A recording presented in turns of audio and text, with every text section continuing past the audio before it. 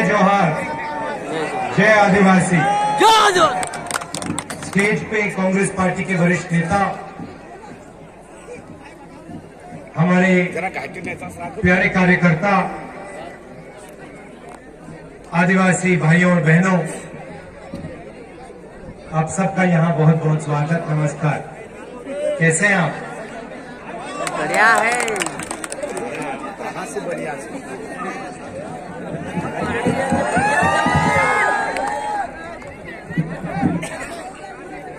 जैसे कमलनाथ जी ने कहा, मैं तांतिया मामा, हमारे निर्ले तांतिया मामा एक चिन्ह है,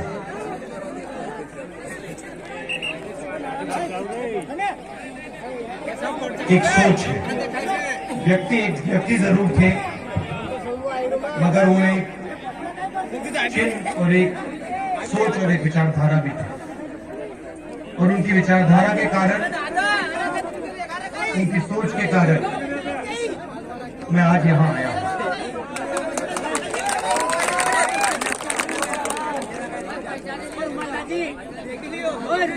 आज मैं उनके बारे में पढ़ रहा था और मैंने देखा कि वो 26 जनवरी को पैदा हुए थे और वही दिन है जब हमारा देश पैदा हुआ। गणतंत्र दिवस का दिन तांतिया मामा का जन्मदिन है, तो इसमें भी एक मैसेज है।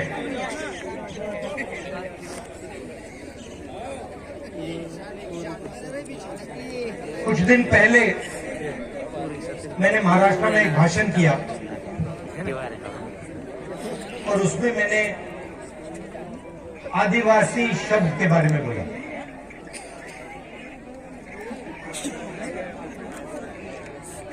सही बोला? आदिवासी का मतलब जो हिंदुस्तान में सबसे पहले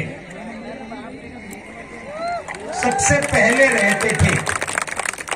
मतलब जब इस देश में कोई और नहीं था,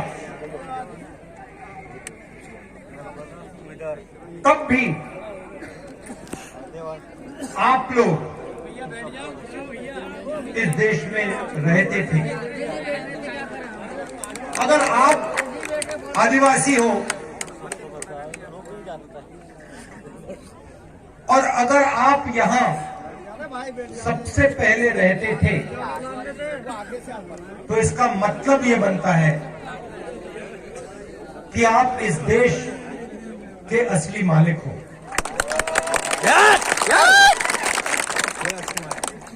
सही बात? ये जो शब्द होते हैं, ये बहुत चीजें छुपाते हैं, बहुत चीजें ये दिखा भी सकते हैं। जैसे आप तांतिया मामा के बारे में सोचे तो आपके दिमाग में कौन से शब्द आते हैं? बताइए, कौन सा शब्द आता है सबसे पहले जब आप तांतिया मामा के बारे में सोचते हो? आदिवासी आता है, संघर्ष आता है, निडरता आता है, क्रांतिकारी आता है, ये शब्द आते हैं। और जब वो अंग्रेजों के सामने फांसी पे चढ़ रहे थे, तो आपको क्या लगता है, उनके दिल में डर था या नहीं? सवाल नहीं उठता। उनके दिल में डर नहीं था। क्यों नहीं था? उसका कारण क्या था? उनके दिल में आम आदमी चढ़ता है, फांसी के सामने खड़ा हो जाता है, डर जाता है, नहीं? मगर जो आपके तांतिया मामा थे, जब वो चढ़े फांसी पे, उनके दिल में डर क्यों नहीं था? क्योंकि उनके डर को, जो उनके दिल में आपके लिए प्यार था, उसने मिटा दिया। तो जब हम उनके बारे में सोचते हैं, हमारे दिमाग में ये शब्द आते हैं, निडर, संघर्ष, मोहब्बत, ये शब्द आते हैं। कुछ दिन पहले मैंने प्रधानमंत्री का एक भाषण सुना और उसमें उन्होंने एक नया शब्द प्रयोग किया, वनवासी। अब ये शब्द, इसके पीछे एक दूसरी सोच है। आदिवासी के पीछे सोच है कि ये देश के पहले मालिक आप हो। इसका मतलब, अगर आप पहले मालिक हो तो आपकी जमीन पर, जंगल पर, जल पर आपका हक होना चाहिए।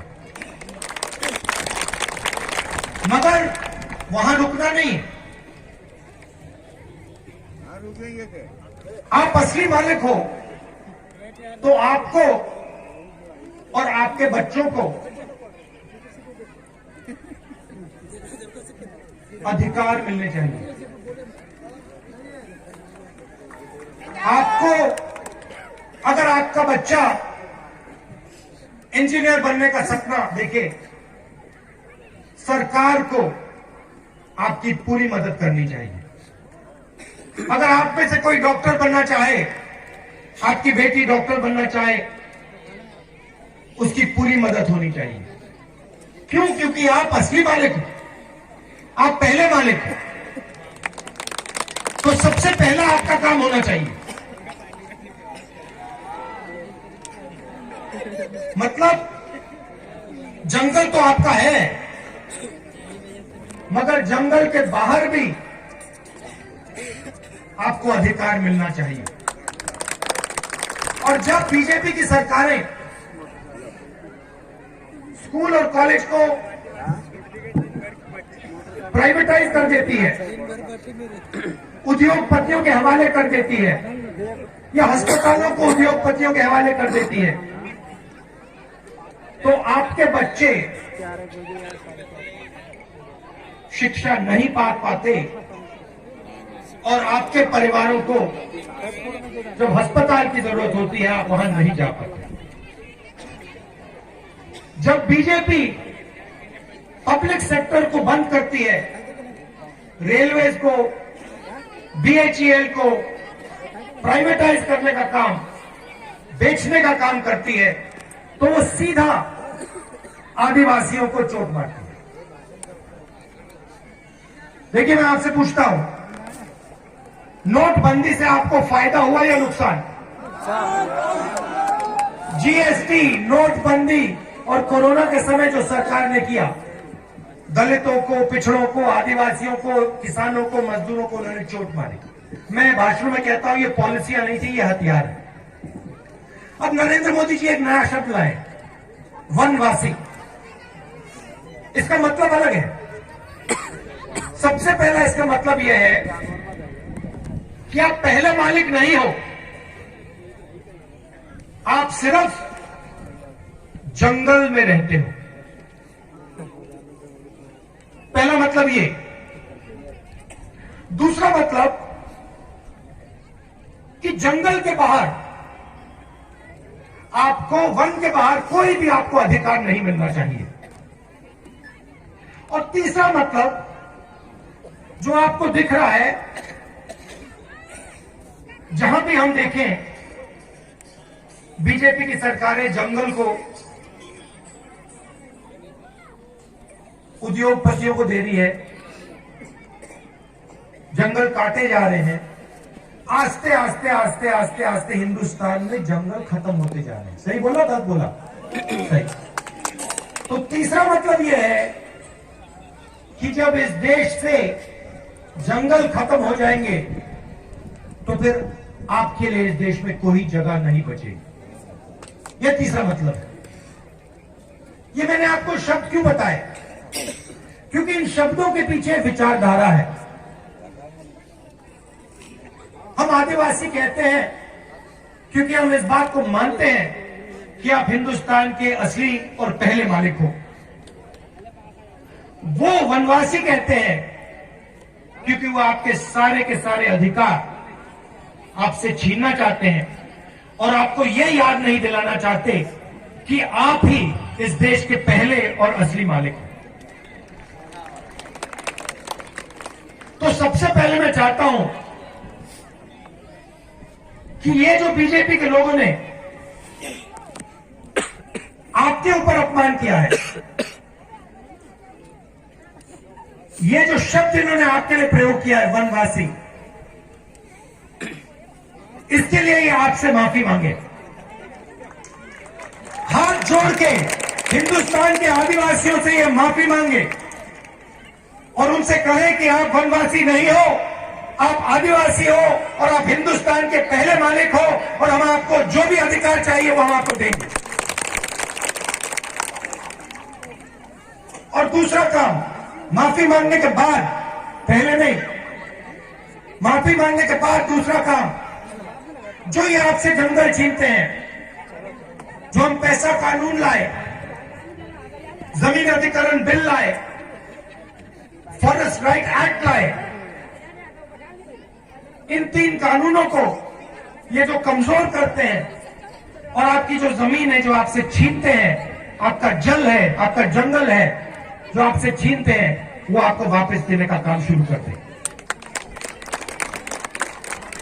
और अगर ये नहीं करेंगे तो जैसे ही हमारी यहां सरकार आएगी, हम आदिवासी शब्द का प्रयोग करेंगे और जो आपके हक है एक के बाद एक आपको देना शुरू कर देंगे। और जो आपकी जमीन है उसका अधिकार, जल और जंगल का अधिकार आपको वापस देना शुरू कर देंगे। आप जानते हो कि आदिवासियों के खिलाफ सबसे ज्यादा अत्याचार मध्य प्रदेश में होता है। पूरा मध्य प्रदेश का आदिवासी जानता है कि अगर किसी प्रदेश में आदिवासियों के खिलाफ अत्याचार होता है तो उस प्रदेश का नाम मध्य प्रदेश है। ऐसा प्रदेश हमें नहीं चाहिए। हमें आदिवासियों को इज्जत देने वाला प्रदेश चाहिए, आदिवासियों को रक्षा करने वाला प्रदेश चाहिए। और ये जो वनवासी शब्द है, इसका प्रदेश हमें नहीं चाहिए। आप सब आए, प्यार से आपने मेरी बात सुनी और आपने मेरी बात बहुत अच्छी तरह समझ ली है। मैं आपके चेहरे देख रहा हूं, आपको बात समझ आ गई है। सब समझ गए हैं। ये जो बीजेपी की विचारधारा है, याद रखिए, अभी हम तांत्या मामा की बात कर रहे हैं। एक सेकंड भाई, तांत्या मामा की बात कर रहे हैं। तांत्या मामा को फांसी पे किसने चढ़ाया? अंग्रेजों ने, सही? और आरएसएस ने अंग्रेजों की मदद की, ये पूरी दुनिया और हिंदुस्तान जानता है। तो याद रखिए, अंग्रेजों ने तांत्या मामा को फांसी पे चढ़ाया, मगर आरएसएस की विचारधारा ने उनकी मदद की। यह भी मत भूलिए, वनवासी शब्द के पीछे यह भी सोच है। और यह सिर्फ तांत्या मामा जी के साथ नहीं किया गया, यह बिरसा मुंडा जी के साथ भी किया गया। इन दोनों महापुरुषों ने आदिवासियों की लड़ाई लड़ी, अंग्रेजों से लड़ाई लड़ी, और कांग्रेस पार्टी ने हिंदुस्तान से अंग्रेजों को भगाया। और जब हम अंग्रेजों से लड़ाई लड़ रहे थे, जिन्होंने आपके महापुरुषों को फांसी पर लटकाया, तब आरएसएस अंग्रेजों के साथ खड़ी थी। ये पूरी दुनिया जानती। और ये याद रखिए, ये जो वनवासी शब्द है, ये आपको खत्म करने का शब्द है। और आदिवासी शब्द जो है ये आपको हक दिलवाने का और ये आपको हिंदुस्तान के असली मालिक बनाने का शब्द है। बहुत बहुत धन्यवाद। जय हिंद, नमस्कार।